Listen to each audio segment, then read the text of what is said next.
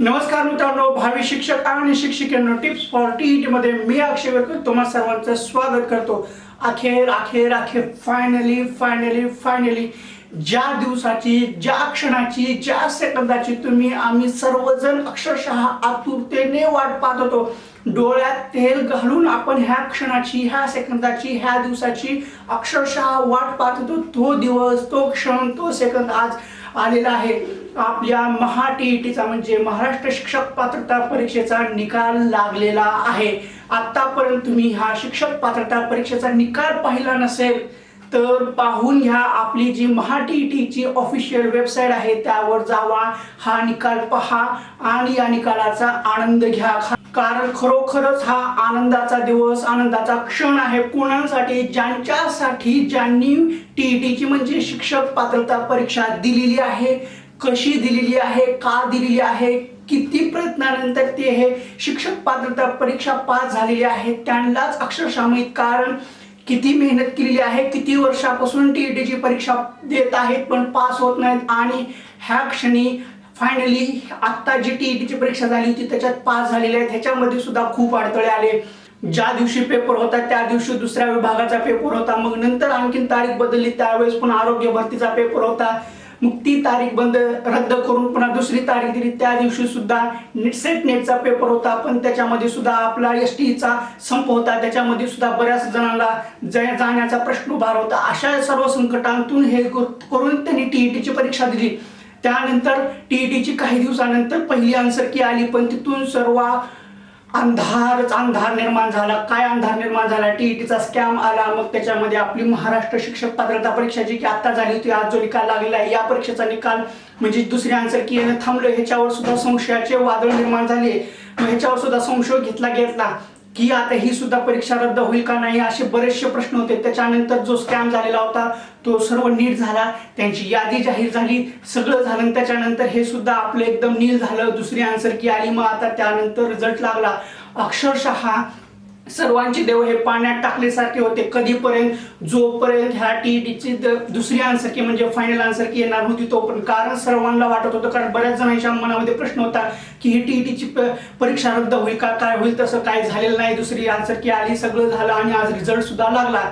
आता जे सर्वजण पास झालेले आहेत त्यांना मनापासून अभिनंदन, त्यांचे अभिनंदन। आता त्यांना माहिती आहे त्यांना किती आनंद झालाय ते मी सांगू शकत नाही, कारण मला सुद्धा आनंद झाला होता। ज्यावेळेस मी टीईटीची परीक्षा झालो होतो त्यावेळेस माझा आनंद सुद्धा गगनात मावत नव्हता।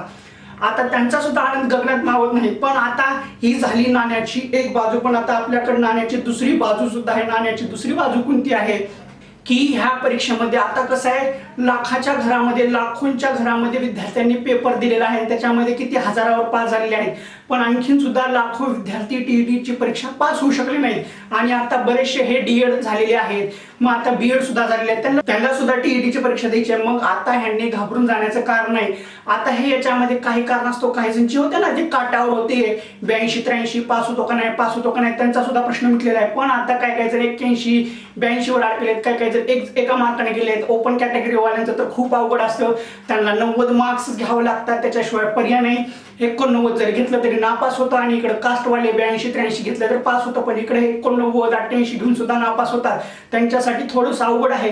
आणि खरं पाहायला गेलं तर टीईटीची परीक्षा ही खूप अवघड आहे।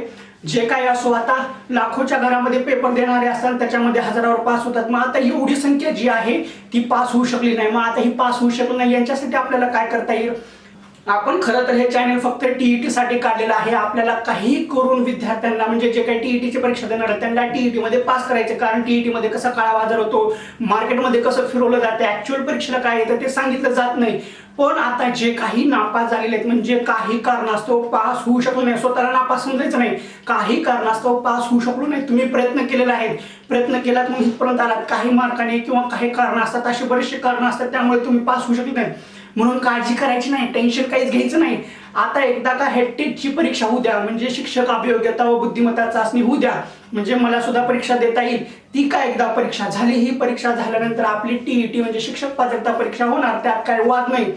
आता एकदा का शिक्षक अभियोग्यता व बुद्धिमत्ता चाचणीची परीक्षा झाली रे झाली, आपण परत टीईटीचे व्हिडिओ टाकायला चालू करू, म्हणजे जेणेकरून सर्वांना टीईटी परीक्षा एकदम सोपी जाईल, सर्वजण पास होतील, म्हणजे पास होण्यामध्ये आपल्याला थोडासा तरी खारीचा वाटा राहील. हा, आणि आता एक गोष्ट लक्षात घ्या, आता जे झालं ते झालं, काही कारणास्तव आपण पास होऊ शकलो नाही म्हणून टेन्शन घ्यायचं नाही, निराश व्हायचं नाही. नव्या उमेदीनं, नव्या जिम्मेदारीनं, नव्या प्रयत्नानं आपण टीईटीची परीक्षा द्यायची. आता आपल्याला कळायला काय चुकलं, कुठं काय झालं होतं, मग कशामुळे पास झालो. आता खूप गिल्ट वाटत असेल की बाबा मी पास होऊ शकलो नाही, शिक्षक भरतीची परीक्षा सुद्धा होणार आहे, आता ती देता येणार नाही, म्हणून मनाला पश्चाताप करून घेऊन काय उपयोग नाही. आता प्रयत्न करायची खरी गरज आहे, कारण आगामी काळामध्ये तर ही भरती होणार आहे, पुन्हा सुद्धा होणार आहे, त्यात काय वाद नाही, पुन्हा नंतर सुद्धा भरती होईल, असा पॉझिटिव्ह विचार ठेवा. आणि एक गोष्ट लक्षात घ्या, ज्यावेळेस आपण चॅनल चालू केलं होतं त्यावेळेस मला कुठेतरी वाटलं होतं की बाबा टीईटीची परीक्षा खूप अवघड आहे. मला जे प्रॉब्लेम आले होते, मला ज्या समस्या आल्या होत्या, त्या समस्या तुम्हाला परत येऊन त्या दृष्टिकोनातून हे चॅनल चालू केलं होतं. मग चॅनल चालू केल्यानंतर अवधी खूप कमी होता. या अवधीमध्ये आपण बरेचसे व्हिडिओ टाकले, जवळजवळ एका महिन्यामध्ये आपण 70 व्हिडिओ टाकले होते. म्हणजे काही दिवसाला तर आपण 2-2 व्हिडिओ टाकले होते, पण 2-2.5 महिन्याच्या काळामध्ये 100च्या घरामध्ये व्हिडिओ झाले होते. खूप व्हिडिओ टाकले होते, बऱ्याच जणांना फायदा झाला. आपण मानसशास्त्र तर पूर्ण कव्हर केलं होतं, परिसर अभ्यास सुद्धा पूर्ण कव्हर केला होता, पण वेळेअभावी सर्वच्या सर्व कव्हर करणं शक्य झालं नाही. पण आता एकदा का शिक्षक अभियोग्यता व बुद्धिमत्ता चाचणी झाली रे झाली, मग परत आपण टीईटीचा सिलेबस जो असतो तो अक्षरशः उकळून पिऊ. एक ना एका मार्कासाठी आपण सर्वस्व पणाला लावू आणि महाराष्ट्रातल्या प्रत्येक विद्यार्थ्यांना टीईटीची परीक्षा पास होण्यासाठी एक छोटासा प्रयत्न करू, आणि ह्या प्रयत्नातून बरेचसे विद्यार्थी पास होतील. ह्या दृष्टिकोनातून आपण सर्व व्हिडिओ टाकू, जे काही नोट्स असतील, जे काही अपडेट नोट्स असतील, जे काही ऍक्च्युअल खरं असेल ते सर्व टाकू. आणि मानसशास्त्र याच्या पुढून आपण इतके दिवस जे मानसशास्त्र शिकवलं ते आपण पुस्तकातलं वाचून समजून सांगितलं होतं ना, ह्याच्याकडून आता आपण डायरेक्ट बोर्डावर शिकवायला चालू करू, कधी ज्यावेळेस टीईटीची परीक्षा येईल त्यावेळेस. आणि एक गोष्ट लक्षात घ्या, काही काळजी करू नका, क्लास न लावता तुम्ही आगामी टीईटी पास होणार याची शाश्वती मी देतो, याची गॅरंटी मी देतो, त्यामुळे टेन्शन घेऊ नका. आता सध्या आपल्या चॅनलवर जेवढे व्हिडिओ आहेत ना, मानसशास्त्र पूर्ण आहे. परिसर अभ्यास तुमचं 30 मार्काचं पूर्ण करून दिलेलं आहे, तेवढं करा. आणि मागल्या वर्षीचे प्रश्न पत्रिका असतात त्या वाचा, तेवढा अभ्यास करा.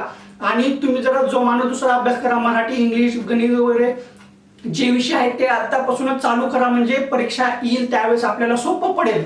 म्हणून आता जे काही नापास झालेत, म्हणून जे काही परीक्षेला पास होऊ शकले नाहीत, म्हणून टेन्शन घ्यायचं नाही, जास्त काय विचार करायचा नाही. आतापासूनच अभ्यास करायला सुरुवात करा, थोडासा वेळ घ्या, स्वतः अभ्यास करा.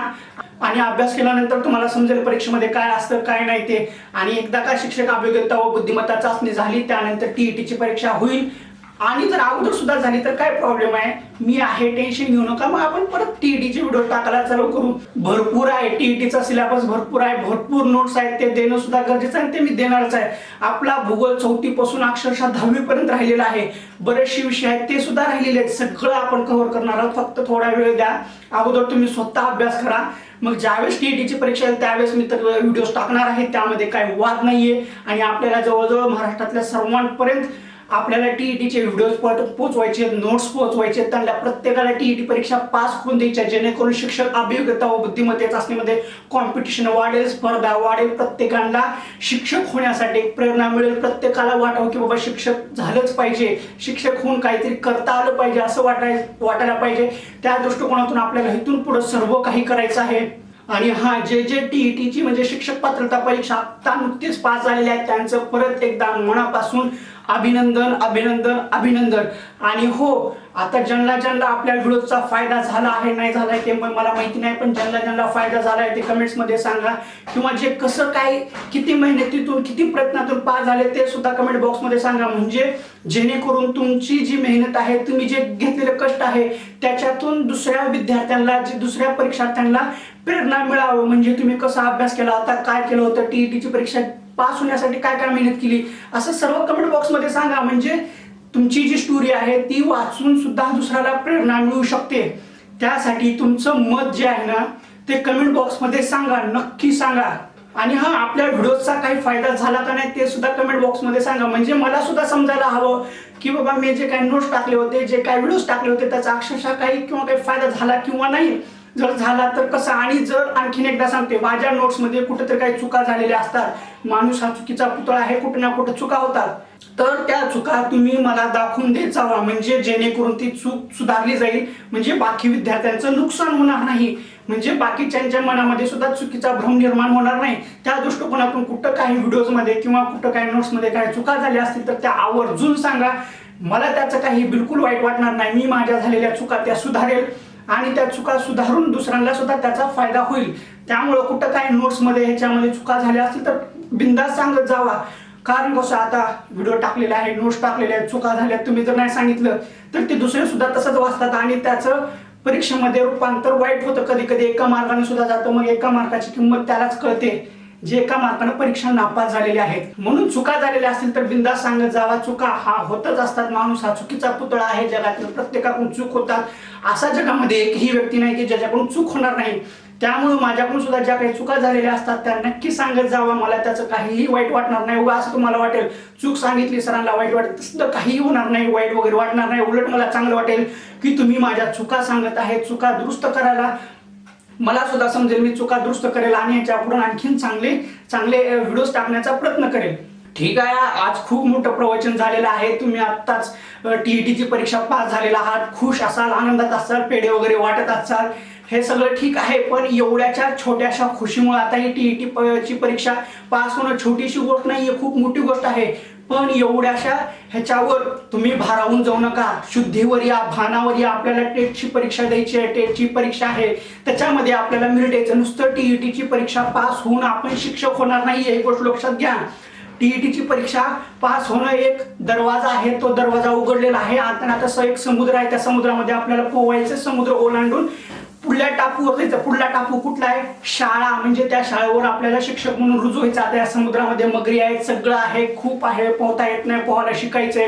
म्हणजे टेटची परीक्षा द्यायची आहे. त्याच्यामधले वेगवेगळे विषय आहेत, वेगवेगळे सब्जेक्ट आहेत, त्याचे प्रश्न वेगवेगळे होते. 2017ला पॅटर्न कसं होता, आता कसं असेल, अशा बऱ्याचशा गोष्टी आहेत. ह्या गोष्टीतून बाहेर पडायचे, टेटची परीक्षा द्यायची, चांगले मार्क्स मिळवायचे आणि नोकरीला लागायचं आहे. त्यामुळं फक्त तुम्ही शिक्षक पात्रता परीक्षा पास झालात म्हणून एकदम खुशीमध्ये, आनंदामध्ये, आनंद गगनात मावना म्हणून इकडे तिकडे सैरा वैरा फिरू नका. भानावर या. पास झालं ठीक आहे, इट्स ओके, सेलिब्रेट करा, बस झालं. पण पुढं काय वाढून ठेवले? पुढं आपल्याला आहे शिक्षक अभियोग्यता व बुद्धिमत्ता चाचणी. त्याच्यामध्ये सुद्धा आपल्याला झेंडे गाडायचे, सगळ्यांना झेंडे गाडायचे. चांगला अभ्यास करायचा, चांगला अभ्यास करूनच नोकरी लागणार आहे. म्हणून जास्त इकडे लक्ष न देता आता सरळ सरळ अभियोग्यता व बुद्धिमत्ता चाचणीची तयारी करा, चांगला अभ्यास करा. सर्वांना खूप खूप शुभेच्छा. आणि जे पास झाले त्यांच्यासाठी सुद्धा परत एकदा त्यांचे अभिनंदन. तुमचं मत, अभिप्राय, प्रतिक्रिया, तुम्हाला काय वाटलं काय नाही ते सर्व कमेंट बॉक्समध्ये सांगा. मी वाचेल आणि त्याच्यातून सुद्धा दुसऱ्यांना प्रेरणा भेटेल. आणि आजच्या या व्हिडिओमध्ये एवढंच ठीक आहे. हा व्हिडिओ तुम्हाला कसा वाटला तो कमेंट बॉक्समध्ये नक्की सांगा. व्हिडिओ पाहून जर तुमचा काही फायदा होत आहे असं वाटत असेल तर आणि तरच आपल्या चॅनलला सबस्क्राईब करा. लाल रंगामध्ये सबस्क्राईब बटन आहे ते दाबा. त्यानंतर जी घंटी आहे ती दाबा व ऑल नोटिफिकेशन बेल सिलेक्ट करा. म्हणजे जेणेकरून असे नवीन नवीन व्हिडिओ हे तुमच्यापर्यंत पोहोचतील.